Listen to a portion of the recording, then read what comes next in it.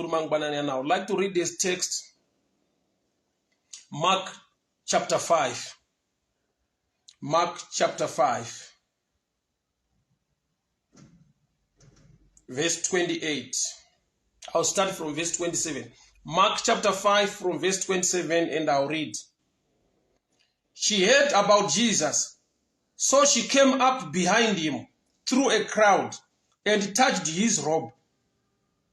For she thought to herself, if I can touch his robe, I will be healed. Immediately the bleeding stopped, and she could feel in her body that she had been healed of a terrible condition. Jesus realized at once that healing power had gone out from him.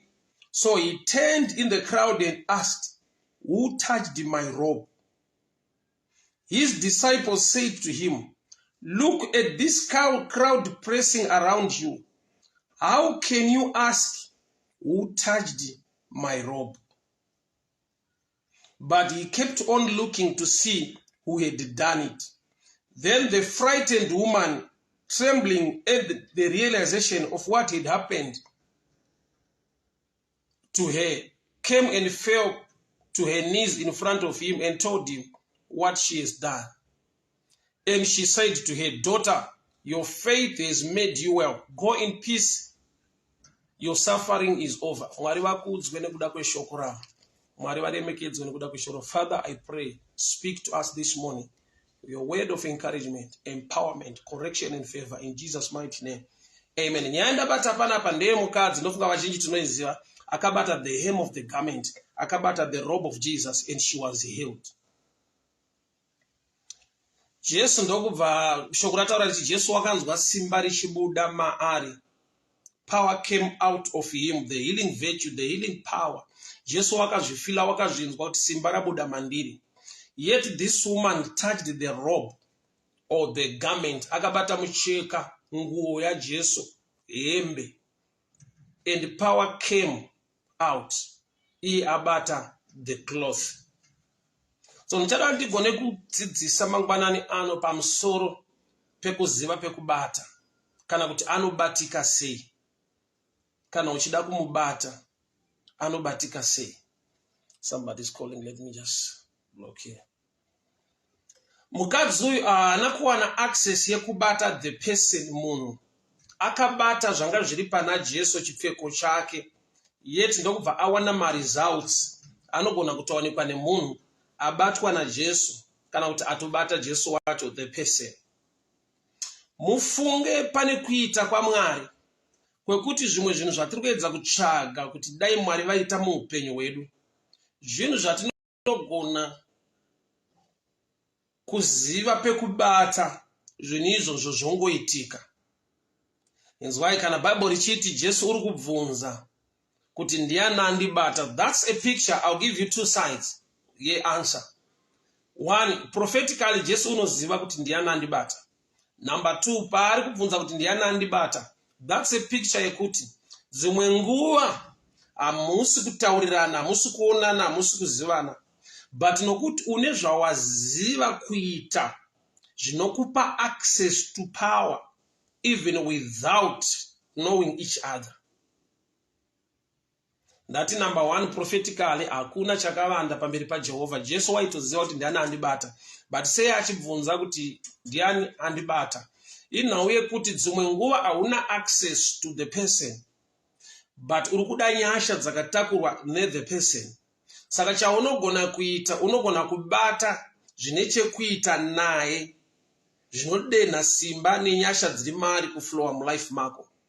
Hapasi pese paunogona kuwana access to the person, but unogona kuwana access to the grace that the person carries. Andisuziwana ndichinzwika zvakanaka panapa. Pane pamwe pekuti hausi kugona kuwana access, hausi kugona kusvika. Maybe it's because of distance or many things zviri kukuhinda kuti ugone kusvika pane nyasha dzaunoda. But what you can do, even the person asiri away, but anogona kurealize kuti something simba rabuda mandiri, yet iye oti ndiani andibata asi simba rabuda mandiri, which means Pane abata zvinotora simba, pane abata zvinodenha favor mulife make. Iye ndisiri kuzivana naye nokuti pane area yaabata. Kana shoko richitaura pamusoro pe the hem of the garment, uchaona kuti kuzodza kwaiti kukadururwa pamusoro kwaierera nemundebvu kuchienda pagarment kusvika kumukombero, which means mukadzi ari kubata zvine chekuita ne the last part panosvikira anointing. The hem of the garment ndokunopedzisira ndebvu sekudururwa kunoitwa mafuta ezodzo mumusoro maAaron achierera nemundebvu nepagarment rake. The last part hem of the garment. So mukadzi uyu ari kubata chinotora simba. I'll give you a shadow picture ya David. David unowana access yekutogona kuuraya Saul ari mubako. But Bible rinoti David wakacheka mucheka pahembe yaSaul, akamuratidza sechiratidzo kuti mukana ndanga ndiinawo, but handina kusarudza kuuraya muzodziwa waMwari. So but David zvaaita prophetically is taking something from Saul more than the cloth. Nekuda kwekuti vanhu vanoona hembe, but spiritually hembe ine zvaino representa. Saka muchiona nyangwe vanoita zvemasvikiro vane a kind of dressing yavanoda, havangopfeka zvese zvese. In spiritual level, spiritual dimension, dressing matters. Why? Nekuda kwekuti zvipfeko zvine imwe connection spiritually. Mukadzi uyu haana kubata Jesus the person, akabata the robe hembe, but Jesu unoti ndanzwa simba richibuda mandiri. Kunoti akabata zviri pana Jesu chakapfekwa, but ndokubva awana more than chipfeko. Ndokubva awana the power rinoaddressa the problem. So anointing inetsika yekuti even usina personal connection, but when you know what to do or when you know where to touch, you can receive. Tine vanhu vekuti unongochidwa dani ndasangana nemunhu waMwari andinamatira, dani ndasangana nemunhu waMwari andibata, sangana nemunhu waMwari adai. Distance, nguva and everything, pane mareasons ekuti dzimwe nguva munogona kusaonana. But chinodenha nyasha dziri mari kuuya mauri chinogona kuflowa when you know where to touch, when you know what to do. I will give you an example. 2014, pandakatora license driving, pane murume akandimanikidza. He had a driving school. He forced me. But nansina mind, sina idea yekuti one day I will drive. I'm just doing this thing without any idea kuti Mwari vari kurongei mune ramangwana rako. So this man came to me ndokubva ati Mwari vanditi you must get a license. So ndine driving school, come to me, I will teach you how to drive, then I will take you ku VID kusvika mane license. I went there ndikafoira about 3 times. Ndikadzoka kune murume ndikamuti I'm sure you're wasting your money. I'm sorry for this kuti ndiri kukundikana, but what I want to say kwauri, may God bless you. Murume ndokubva ati aiwa, blessing yangu haifaniri kubva pamuromo wenyu. Blessing yangu ndeye kuti ndizadzikise Mwari chaakati ndisiye ndaita mulife menyu. So the 4th time ndopandakapasa ku VID. Ndokubva ati now I'm okay, bye bye. I never prayed for the man. Ane zvaakaita. Zvaakaita izvo zvine zvakadenha mulife make.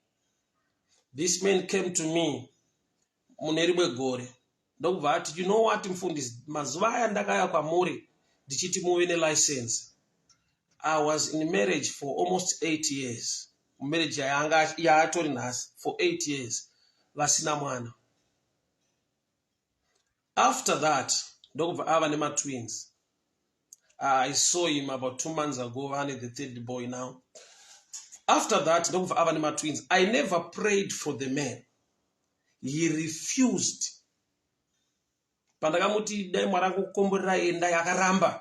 So my blessing is to fulfill what the Spirit of the Lord has led me to do in your life.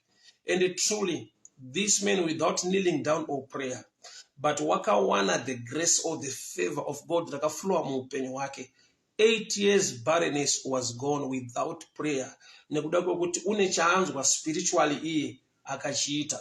Hear me very well.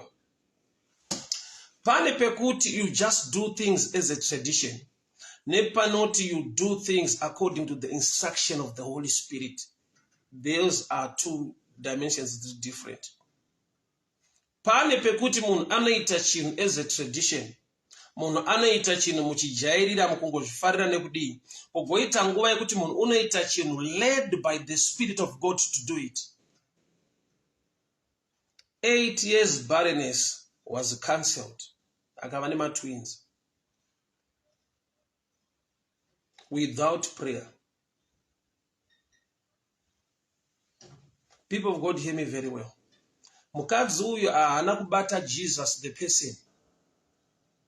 Bible rati mukadzi uyu wakabata the robe or the hem of the garment or the cloth. Asi Jesu unopupura achiti simba rabuda mandiri. Asi unoita mubvunzo wekuti ndiani andibata. Zvino kana musiri kuziva akubatai, sei zodzo ramuziva, sei nyasha dzatapukira kwaari pasina kuzivana. Zvoreva kuti mukuita kwaMwari pane imwe ropafadzo inouya muupenyu hwemunhu. Whether you know munhu wacho kana kuti haumuzive, but there is a touch, there is something you can do that provoke the grace of the anointing to flow into your life. I'm sure only the mature will understand this. Nekuda kwekuti kazhinji munhu anotaiwa, dai tasangana nabatwa musoro, dai tasangana munhu waMwari andinamatira, dai tasangana zvadainzwai. Ndakati munhu waMwari haasiri ane zvinhu zvauri kutsvaga. Ane zvinhu zvauri kutsvaga ndiMwari. But Mwari unoshanda nevanhu just like a hose pipe. Hose pipe haipe vanhu mvura, inosvitsa vanhu mvura vari kure kana tape iri kure. So there are times yekuti God will release grace panyika through a human being, a carrier, a vessel, a conduit of God's power to reach into your life. So chikuflowa kwenyasha nekwesimba dzaKristu kuti dzibate pane mudzimai vane the issue of blood. Mukadzi uyu pakatoitwa mubvunzo wokunzi ndiani andibata. Remember, pandaverenga Bible rati nevadzidzo vakati ishe panapa pane vanhu vakawanda because of the crowd. Muri kubatwa nevanhu vakawanda. But Jesu ari kuti pane andibata, haasi kuti ndiri kubatwa, which means ari kubvisa muwandu ozviisa muchinhu chimwe chete kuti pane andibata, a person. Iye achibatwa nevanhu vakawanda, people. Which means there was a touch with a difference. Number one, Bible rati she came by faith. Wakauya nokutenda. Vamwe vese vari kutevera, whether vanotenda havatende, they are just following. They are just following. Don't be just a follower. May faith lead you, because it only takes faith to please God. Bible rangu robva rati without faith you can't please God. You need faith in the things of God to attract blessing or favor. And you must know what to do and how to do it, or when to do it. Kana mukadzi akabata the hem of the garment, that's a different position nevamwe vanhu vese. The crowd was coming to him, vanhu vachimubata, but akabata a specific part, a specific area, the hem of a garment. Simba rikabuda muna Jesu. So anointing knows where the problem is. Simba ringobuda richienda muvanhu, but kune vanhu vanoziva pekubata, vanoattracta simba kuti rigone kushanda muupenyu hwavo. So munhu wese ane access to grace, to favor, to the power of God. Kuziva pekubata, kuziva chekuita. Mukadzi haana kubata the person, wakabata chakapfekwa ne the person, which means chiri pana Jesu chinorepresenta Jesu, uye chinode nasimba riri muna Jesu kuya muupenyu hwako.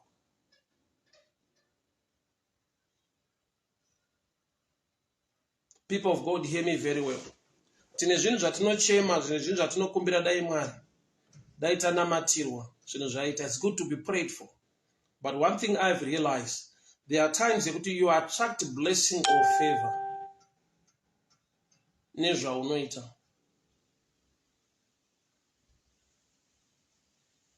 towards the house of God, towards the men or the woman of God, or towards orphans, or towards widows.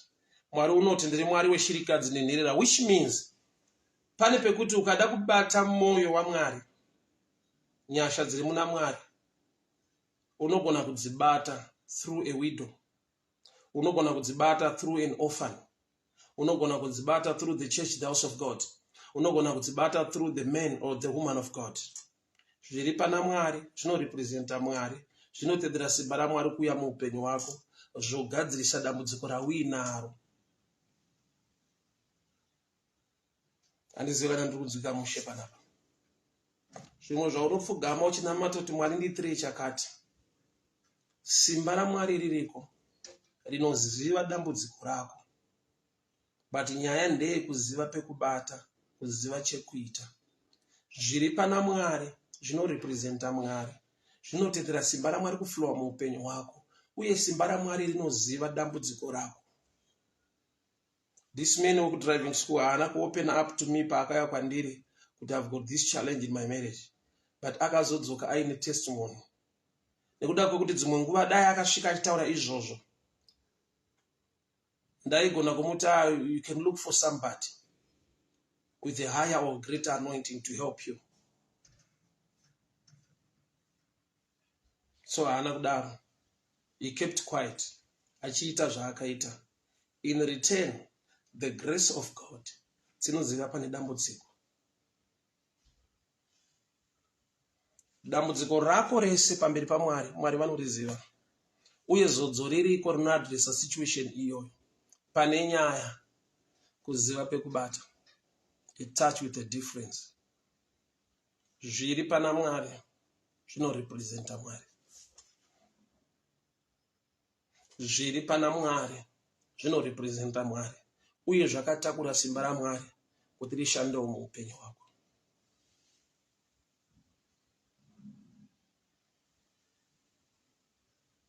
Zviri pana Mwari zvinorepresenta Mwari. Zvinotakura simba rekuadresa situation iri kurura neupenyu hwako nhasi. Kuziva pekubata. So Jesus is the person, he is not the cloth. But ari kubvuma kuti simba rabuda mandiri the person, but abata haana kubata the person, abata zviri pana person, hembe, the cloth. Which means une access to power, access to grace and favor, despite kuti une physical contact. Kana kuti unogona kuenda pamberi paMwari wochema kuti Mwari vakunzwe, but ukaziva zviri pana Mwari, ukaziva zviri pana Mwari, pane dzimwe nyasha dzinouya muupenyu hwako. Zvese Mwari zvaanozviassociata nazvo zvinotakura the grace of God. Paanoti ndiri Mwari waAbrahama, waIsaka, waJacob, when you come and minister or appreciate Abraham, automatically the God of Abraham will allow the grace dzavakaisa muna Abraham to flow through your life. Paanoti ndiri Mwari,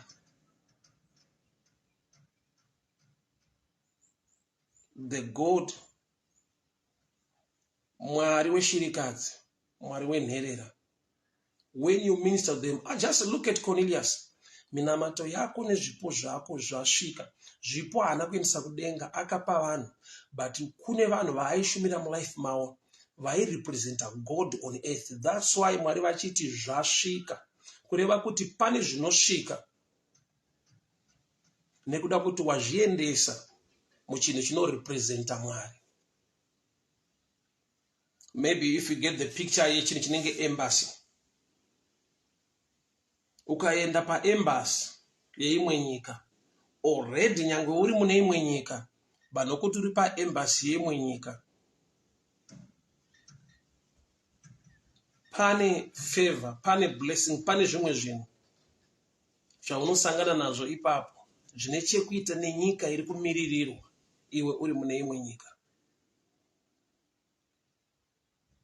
I always relate with this funny example yekuti, let's say uruda kupfura shiri, shiri yobva yabhururuka ikanomhara pastate house, automatically haisisiri shiri. Munenge matochinjana, iwe ndiwo watoo shiri, ndiwo wane mukana wekutopfurwa ukaonekwa une rekeni ikoko kana wakabata dombo. Kureva kuti ushiri hunochinjanwa kana shiri yaziva pekuenda.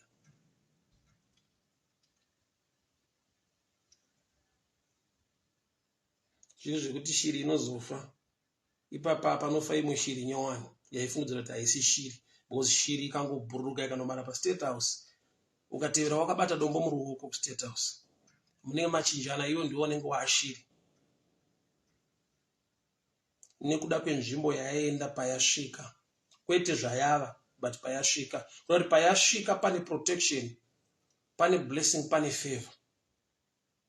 So chese chiri pastate house chiri kurepresenta authority, umambo. So chese chiri pana Mwari chinotakura grace and favor to bless your life.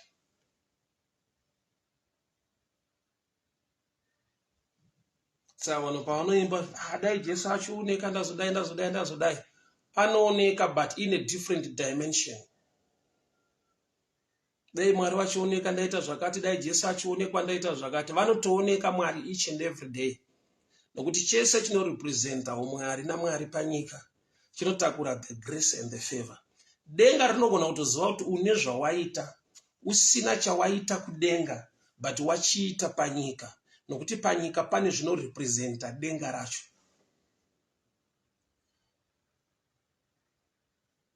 Dai Mwari vatiwanira nyasha, dai Mwari vatiwanira nyasha, tava nezivo, tava neruzivo, taziva zvekuita, taziva zvinodenha nekutsvaka favor muupenyu hwedu mangwana ano. May the good Lord bless you. May the good Lord favor you. May the good Lord protect you. Muzita ra Jesu Kristu eNazareta. Amen and amen.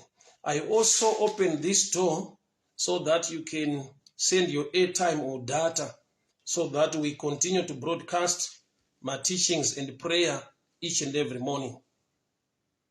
You can also send your airtime or data on this platform on my number, so we continue to share the word, to equip each other as the body of Christ, and pray together and pray for each other on this platform. Take this opportunity and advantage to minister with what you have towards the preaching, the teaching, and the prayers we do each and every morning. Mwari werugare vakuchengetei, Mwari wenyasha vakugonesei, Mwari wefavor vakuitirei favor nenyasha dzavo. I also need to announce to you, this Friday I'll be in Marondera. Evangelist Muparinga na Prophet Nzwirashe Matema tine all night kumarondera, that's Methodist in Zimbabwe, kumarondera kunzvimbo inonzi Nyameni kumarondera. We are coming there, all night prayer, power packed all night prayer, Methodist in Zimbabwe. Then on Friday I'll be having a youth conference ku Glenlawn, that's Harare now. I'll be having a youth conference na 3 o'clock Mascati. Then later in the evening na 6 tine couples yatinayo mutown pabatanai gardens, that's Saturday. Then Sunday you can join me, Methodist, United Methodist Krembon Assembly, United Methodist ku Krembon. I'll be there ministering this coming Sunday. And also later in the afternoon, I'll be in Chitungwiza the same day on Sunday. So Mwari vakuitire nyasha, Mwari vakuropafadze. If you are close to Marondera, you can join me there. Kana uri kuchitungwiza, we are coming there on Sunday. Kana uri ku Kremboni, we are there on Sunday. Kana uri ku Glenlawn, we are there on Saturday. Kana uri mutown, we are there on Friday. May the good Lord bless you. May the good Lord favor you. May the good Lord protect you. Tisanganiswe zvakare mangwana, nyasha dziwanzwe, Mwari vakuchengetei, Mwari vakugonesei. Gona kuziva pekubata, dzimwe nyasha dziministe dambudziko rako. Mukadzi uyu haana kutaura kuna Jesu kuti I've got an issue of blood. Remember, paakabata Jesu mukombero, I don't know if I can go a little bit deeper, bring a revelation to you. Mukadzi uyu paari kubata Jesu, ari kubatawo munhu ane issue of blood again. Why? Because the issue of blood iri pana Jesu ndeyekuti wakauya kuzodeura ropa pamuchinjikwa. So mukadzi ane the issue of blood akanobatawo Jesu ari kufambira the issue of blood. That's why mukadzi uyu paauya ari kubata mukombero. That's a picture pachirungu tinoiti turn up, which means Jesu ndiye wakauya kuzoita a turn, a reverse, kuti ndauya kuzodeura ropa rangu, kuti ndirivhese ropa raideuka muupenyu hwenyu. Remember, mukadzi uyu anga ne 12 years anorepresenta Israel.